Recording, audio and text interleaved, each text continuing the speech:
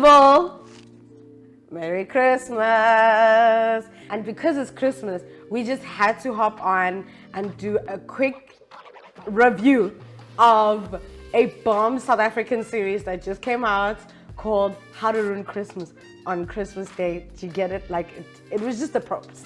It was a props. Anyway, we have to talk about this. Are you ready, fam? I'm ready to go. Okay, let's go.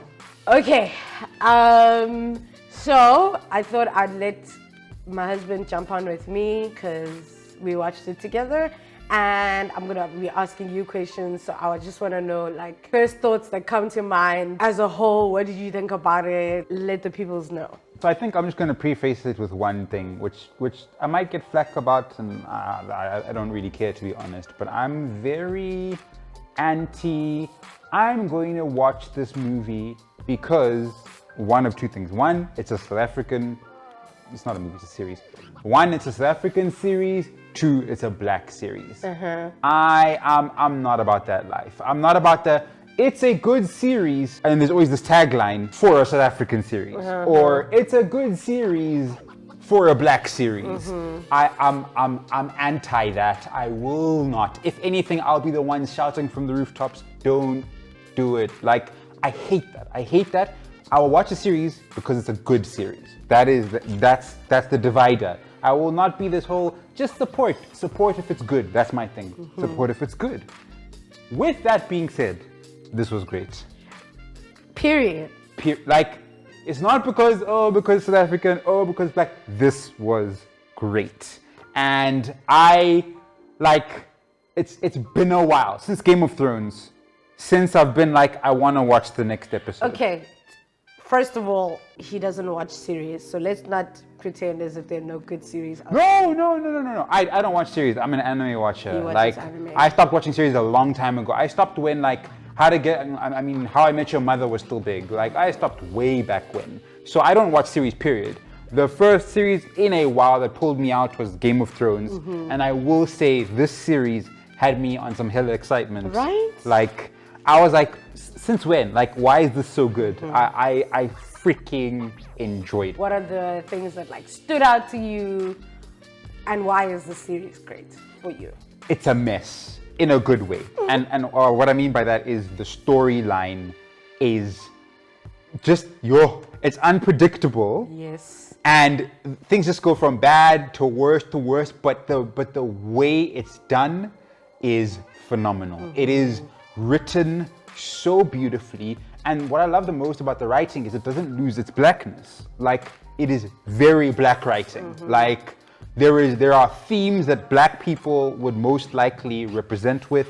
There are themes that happen in the series where I'm just like, wow, I would only get this because I'm a black person, or because I associate myself with black people, that sort of thing. And I love, like I don't know if this is jumping too far ahead, but like two things that I really love. Number one, they make blackness look bougie.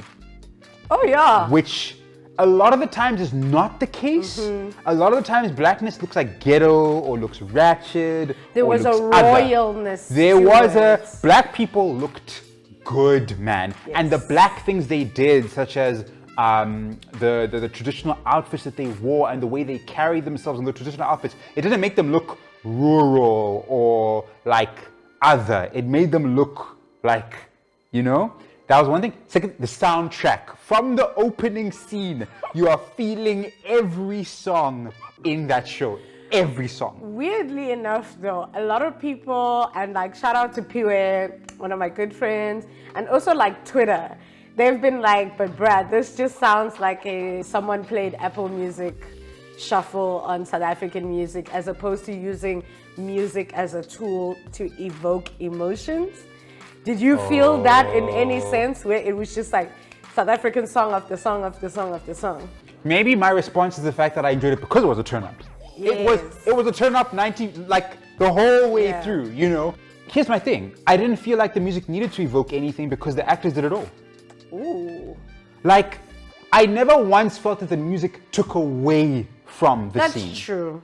So maybe for me, there wasn't a soundtrack that happened through where I was like, wow, this music is making me feel some type of way. But I never once felt that the music made the scene worse. Yes. Okay. So for Yeah. me, first time I watched it, I loved it. Then second time I watched it, I had that mindset.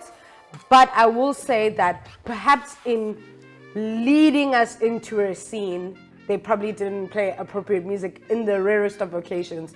For example, when they drove to go find out that the father is not the actual father, they were playing like Vulindlela, Misleading. you know, and it's Okay. like we're about to get into a really hectic scene, but when the scene was happening, there was definitely like music that evoked like the sad emotion and stuff like that. Yeah, So- no, I loved the score. Like, I'm just like, and I get what people say. Like, I would take away from this score and it would be my party track for the next like year or something. Like, but I just felt that again, just referencing the fact that they didn't take away from the generalized vibe of black people. Like, that is what we jam. And I'm not saying we're incapable of using music to evoke emotion or whatever, but 90% of the time, those are the sounds playing in the background. Like, and I feel like that was again represented by this series. So I loved that. That Absolutely is loved it. very true. Okay, which scenes were your favorites? Storylines? Like, what did you enjoy most about the series itself outside of the soundtrack that you just mentioned now? And obviously the way they looked. I would say the representation of the different archetypes in black families. Ooh, okay. Speak more to that. So you will have one of my favorite characters of the series is the grandmother of the husband rich side. the rich side, the husband side. It's that whole the gran is always watching thing where she sees everything. She is the overseer. She's like the eagle. She's always got the watchful eye. Observant. She's always like so observant. She's like often in the series you see her standing on the balcony watching things unfold like from that bird's eye view, and almost like that whole I know everything that's going down, and But also not like a judgmental. no, she's just the viewer. She can see it all before any other character can see it, and also that the humility that comes with it. She's not, like you said, attacking people because of it. She's just absorbing it, being like I'm seeing what's going down, and also that pillar, because during the series everybody else is freaking out. She's the stillness in the storm. You know what I mean? So that grandmother type character, which has that kind of fullness, having the sisters. So on the poorer side, the mom and the two sisters, having that infighting between the sisters. They always want to one up each other, always want to be better than each other. No. But at the crucial moments, they are family. They always come together. I think one of the most beautiful scenes was when when they're sitting in the room watching the TV, and then the goat starts bleating. Then they just start laughing. That laughter was Wholesome. so beautiful. Wholesome. Like so beautiful. I was just like, guys, like I was just giggling as well. Cause I'm just like, wow, like that weight. It was such a heavy scene. Then they just start laughing. Just that camaraderie that comes with that family vibe. I really loved it. Some of my favorite things about the production itself, firstly, like the cinematography is amazing. It is crisp. Shout out to the DOP. The like, cuts are good. It's so good that from the drone shots to the actual like camera shots, like everything about it was so good. The speed ramping, all those things, like just really done well. Like crisp, clear images, just beautiful. So that's the one thing I truly enjoyed. Secondly, obviously the soundtrack was bomb. Third thing was the character development in such a short space of time. They did it quickly and They did did it well. They did it really well. Also, like just the storyline in general, unpredictable in so Yeah. many. I love the intro of "It's Not What It Looks Like," where in the beginning and then at the I end feel like of the that's a first. spoiler what you're about to say. Was that fine? Are we doing spoilers? No, everybody who's watching this must have watched it before. Like, See, that's a disclaimer. I'm an ally. I'm just saying spoiler warning. No, like that's it's a one of the best scenes. no, that's a disclaimer on my channel. If you're on my channel, we've watched things, and you come here to agree with me or disagree with me. If you haven't watched, you go watch, and then you come back and watch this. Period. So my favorite thing is like where they zoom in. at the beginning, she's like, it's not what it looks like. And then at the end, it's like, it's not what it looked like. It's worse. So that's like, that was the end of the second episode, right? It's the first one. It's the end of the second episode. It's I'm the one who watched it twice. You're right. You've watched it. So I think that was really, really, really well done. My favorite scene is the introduction of the rich family. Oh my gosh, and they're playing that song, that Million song. And then the speed ramping, they open up the door, and then the grandma comes, pumps the thing in. Yeah! That was everything. good. And I then, remember now. Yes, you're right. and then they go to the hotel, and that white woman who is just so. I'm sorry, whoever did the casting for this thing, you got. We'll get into that with the characters. Like, I feel like I want to get into the characters though, because it's like that. Whoever made the casting, if you eventually watch this, my guy, my girl, you did the damn things. The whole damn thing. You've done the right. And then also the makeup. Actually, this episode still gonna come out. I managed to talk to Babalwa, who actually is one of the makeup artists on the show. And she has explained to me like the process of makeup, which I didn't understand before. And now looking into it and seeing like the makeup is so beautiful, especially the wedding scene at the end. Stunning. The clothes are beautiful. The mix between modern and culture is, like I was saying, didn't make culture look ghetto. Didn't make culture look not bougie. Right? And the comic relief, but it's also really serious. And also just dealing with something that's so prevalent, which is just the toxicity of families. All around. It doesn't matter if you're rich. It doesn't matter if you're not so rich. Somehow. Which the mom on the post side even comments on. Exactly. We're rich or poor, we all have problems. Exactly. She And I love that. I love that. that on both sides you still have problems. Not that I love it, but like, doesn't matter if you've got all the money in the world, you still got the problems. So overall, just a beautiful, and it wasn't a complicated storyline. Even the shooting of the different scenes, like, it wasn't like they were in a million different places. Like, there were like 3 main locations. Exactly. They focused on those locations. Exactly. They did them well. I loved the storyline. I loved how not obvious it was for the son, I don't know what he is, Bokang, who's gay, how it wasn't a big deal for him to come out. Like, the mother wasn't saying, We're going into characters now. No, that's not character, it's storyline. Oh, okay. That's storyline, that's not character. How she explained the story and through like, what's the word I'm looking for? An idiom. Oh. No, it wasn't really an idiom, through her own personal story and the pain that she's seen, she was able to give him the space. Exactly. Like, I'm not really saying what I'm saying, but you know what I'm talking about. Yeah. That kind of thing, the subtleness. That she danced around the issue enough to give him space. To give him space. But I remember I did make the comment though that this is quite the idealized black family, especially with regards to the issue of being gay. I do agree, I do admit that when we were having the conversation originally, that you were saying that as time is moving on, we are becoming that sort of, more accepting. We are becoming more accepting. But for example, my parents are still around, and I still feel like that generation is still in the same boat, which is represented by that mother. She's that generation. Yes, you're right. So, but I do think that it's getting our generation and further. I don't think it's going to be as problematic. Like, it's not going to be as hard to come out in that sort of situation. But I'm just saying. But just the whole idea of coming out. Yeah. Like, he didn't have to come out. Yeah, he was just, yeah. Which I love. Like, he was just himself. His guest, his boyfriend came.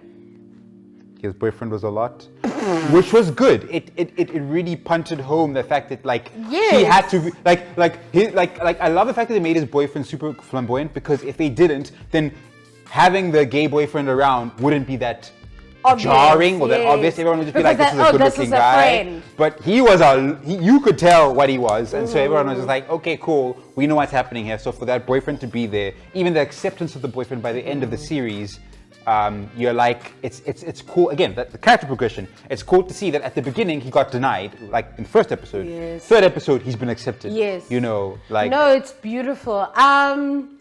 Two other storylines that I want to talk about, and then we can move on to characters. You want to get into those characters. So the first storyline that I'm not too happy about, which is kind of intertwined with no, that's the second one. That's the second what one. I'm kind of which is kind of intertwined with the character is how Dumi at the end gets her love interest, like Dumi the main chick gets the guy, and I'm like, but you're trash. But does she though? But I mean, they kind of imply that they're not together yet. Well, they are. It's just that he then dropped a bomb and said, I have something to tell you. Which means that they're going to have more issues. Which means that most likely episode 1 of the next season they're going to break up again. Fair enough, but I think that his heart all of a sudden softened because she sent a voice note. No. The emphasis was not the fact that his heart softened. He's been there from the beginning. He's one of those typical guys who's been pining for this chick from the start, and now he was hurt, but he opened up himself to his pining. He opened up himself to that. His pining. What's that? Pining after somebody is like saying, I want that person, I'm going to do everything to get that person. That's pining after. So it's almost like he got rewarded in the end for his pursuit. It's not he all of a sudden changed. He's been focusing on one person the entire season. Yeah, he has been. True. So my thing is like, yo, we need to stop this idea of toxicity being accepted. But being accepted, and then all of a sudden the toxic person still wins per se. Like, I don't know if that's a horrible thing to say, but she was extremely like toxic throughout. Like, for me it would be, I need to see growth. It literally happened within a few days that she got the guy back, whereas he knows her character. Why can't we at least, I won't deny that I love you, but I need to see growth within you before I can trust you with my heart. You say that, but what the next scenario you're about to go through that did happen, and you don't like the way it happened. So you see, like that's literally two sides of the coin, where we're saying that's what I want, and then when that happens, you're like, I don't like this. That's a different situation. Okay, the next storyline being Spoo's brother. I don't know I don't know his name either. The dude who was a drunkard. Yeah. And the wife. I am not happy at all about that. Like, I'm happy because that was just the way that entire situation was trash. How, in fact, Dumi was, yes, she's in the wrong, but she was punished constantly. She was the one being called a slut, a hoe. When he's the one who's married, he was not punished in the slightest. And at the end of the day, he made the decision about the relationship. What? He will say, I'm a crappy person and you don't deserve someone like me, so therefore I'm ending this relationship. How dare you, sir? However, with us as an example, the woman has the ability to say no. What do you mean? Oh. I tried to break up with you right at the beginning and you're like, no. Yeah, but it's not like you were trash and you needed to work on yourself. In this instance, hold up. In this instance, we're in a marriage, right? Let's say, yeah. I mean, we are in a marriage. Yes, I know, but I'm saying my wife. those two, they are in a marriage. They're committed to each other, and they took vows, which means she took vows through sickness and in health, right?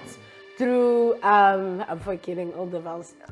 Yeah, but anyway, through the good or the bad. Yes. And right now it's bad. Yes. But as a wife, she has the right to stick it out with him, right? Yes. But now you took that choice away from me you took that choice away from me by deciding that you are the crappy person, therefore you're gonna take away yourself from this equation. That's not fair, because I committed myself to this okay, yeah, you hear what I'm saying. Two things. Number one, the scene was quite beautiful in the way they did it. He just took off his ring, he put it on the counter. What I was expecting would have happened. This is what I thought she was gonna do. I legit thought this. What? She was gonna take the ring, put it back in his hand, and be like, we'll figure this out later. Okay. And then force him out of the room. I thought she was going to do that. No. I thought she was going to do that. I thought she was going to be like... Absolutely not. Because, like, how hurtful is it in that situation that you say... You know what would have been good? What? He would have said, I am a crappy person. Yes. I know that. Yeah. But I am in a relationship with you and I am committed. Therefore, I will work on myself to make sure that you get the person that you vowed to get. That is the best case scenario. But instead, he took himself out of the equation. Do you understand something though? They allude very much during the series to the fact that this is the repeat. They know the cycle. Yeah. They allude to the fact that several times Therefore, over. sorry. So they've done this whole getting back together, working on a thing. They've done it several times over. But what I'm saying is season 2, Netflix, I'm forgetting your surnames, Burnt Onion, the production company, Burnt Onion Siblings, starts with the R. We need season 2, and in season 2, we need to know what happened in the past with this couple because I'm very upset. I need to know the pattern. The father on the rich side, he did allude to the fact that he would go drunk, they'd find him in another country, they'd do all these things while the marriage was still going down. So we know that was a thing. We know that was a situation that was happening. So most likely, this is the third straw, the fourth straw. Yeah, but why can't you vow to get better? You don't think that he's done that the other 4 times? No, because he got drunk again. So no, you broke your promise. I mean, we know that the main character is the reason why he got drunk again, though. Excuse me? Boy! Listen. He denied the drink like 4 times. Yes, and he could have continued denying the drink 10 more times. Addiction. How was she supposed to know that he was a drunkard? She's just thinking, hey man, it's been a rough day. Let's drink it up. He knows I'm a drunkard.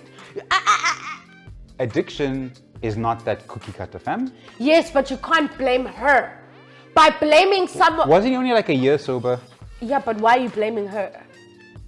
What do you mean? You're blaming the main chick for him drinking again. Why are you blaming her? Because she's shoving it in his face and she's looking alluring at the same time. Because he doesn't have free will or agency over his own body.